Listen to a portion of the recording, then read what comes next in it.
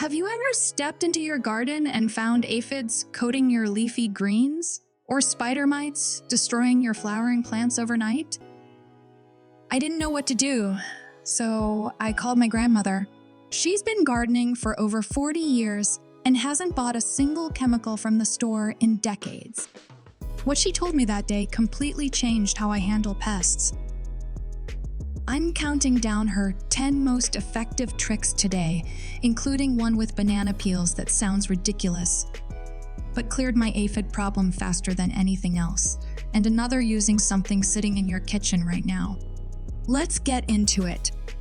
Number 10 is the easiest place to start. My grandmother always said if you're throwing away coffee grounds, you're wasting free pest control. She'd sprinkle dried grounds around any plant dealing with ants or slugs. The texture bothers their bodies and the scent repels them. Take your used grounds, spread them on a plate for 2 to 3 hours until dry, then create a thin ring about 2 inches from the stem. Ants clear out in about a day, and slugs won't cross that barrier, but what she mixed under her sink worked on even more pests.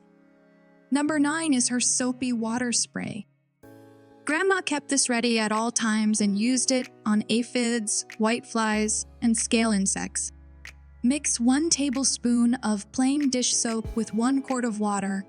Spray directly on the pests early morning or late evening, so the sun doesn't scorch wet leaves. The soap dissolves their protective coating, and they dry out fast.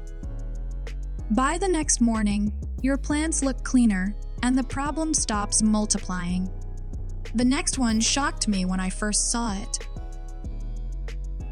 Number 8 is the banana peel method. She'd cut banana peels into half-inch chunks and bury them 1 inch deep around plants attracting aphids. The decomposing peels release compounds that aphids avoid while adding potassium to your soil. Chop 1 or 2 peels, dig shallow holes in a 6-inch circle around the plant, tuck the pieces in, and cover with soil. New growth stays untouched, and your plant gets fed at the same time. What she did for spider mites was even simpler. Number 7 is just water. Grandma filled a spray bottle every morning and misted her plants before the heat arrived. Spider mites need dry air to survive, and moisture kills them off. Spray leaf undersides thoroughly, getting every surface damp. Repeat daily for 1 full week. The mites abandon the plant or die, and the extra humidity actually benefits growth. My grandmother used to say this costs nothing and saves everything. But the next one she taught me handles more pest types than anything else on this list. Number 6 is her garlic water, and Grandma reached for this when she needed something powerful. She'd crush garlic cloves and steep them overnight to make a repellent that works on beetles, caterpillars, and anything that chews leaves. Crush 4 to 5 cloves with a knife, add to 2 cups of water, cover, and let sit 8 to 12 hours. Strain through a coffee filter, pour into a spray bottle, and apply to damaged plants. Pests hate the flavor and relocate fast. She used this on her brassicas every season and swore it kept them pristine. Let me stop here and tell you which 2 have made the biggest difference for me. The soapy water at number 9 ended a white flea invasion I'd been fighting for weeks. And the banana peels at number 8 handled aphids on my pepper plants faster than I thought possible. If you only test 2 from this list, pick those. But what's coming next are the ones she used when everything else failed. Number 5 seems too basic, but it stops crawling pests cold. Grandma would cut aluminum foil into strips and place them around plant bases to block cutworms and beetles. The reflective surface disorients them completely. Cut 3-inch wide strips, shape a loose collar around the stem without contact, and press edges lightly into the soil. No fresh damage shows up after a day or 2. I protect every seedling this way now. Number 4, targets fungus knots in containers.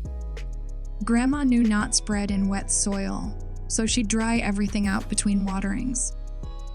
Stop watering until the top 2 inches feel completely dry, then soak deeply and let it dry again.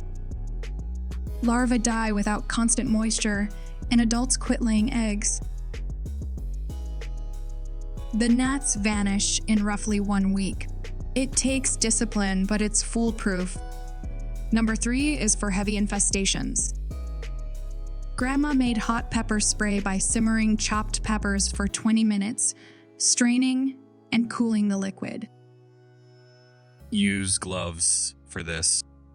Combine 2 tablespoons chopped hot pepper with 2 cups of water. Simmer for 20 minutes. Strain through cheesecloth, cool fully, then spray on plants being destroyed by caterpillars or beetles.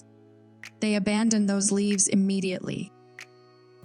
She kept a jar of this ready all summer and used it when nothing else worked. Number 2 is companion planting with marigolds. She planted them beside any vegetable that drew pests. Marigolds release scent from roots and foliage that drives away aphids, whiteflies, and certain beetles. Plant seedlings or seeds 12 inches from vulnerable plants and let them grow in.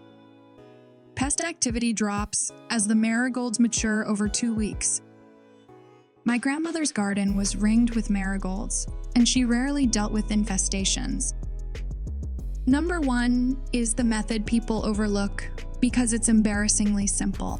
Grandma blasted plants with the hose to physically remove aphids, mites, and soft-bodied pests.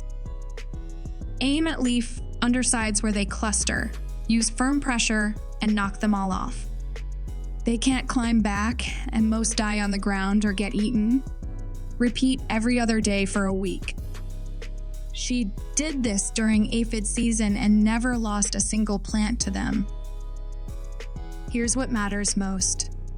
Number 9, the soapy water spray handles soft-bodied insects like aphids and whiteflies immediately.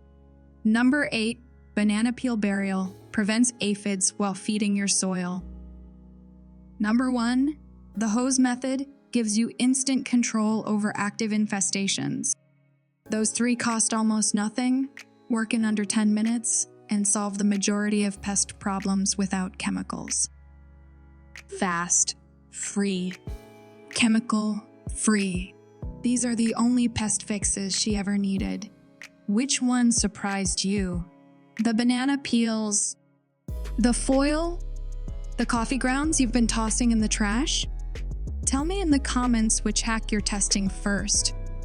If this was useful and you want more no-nonsense gardening help that actually works, subscribe. I'll see you in the next one.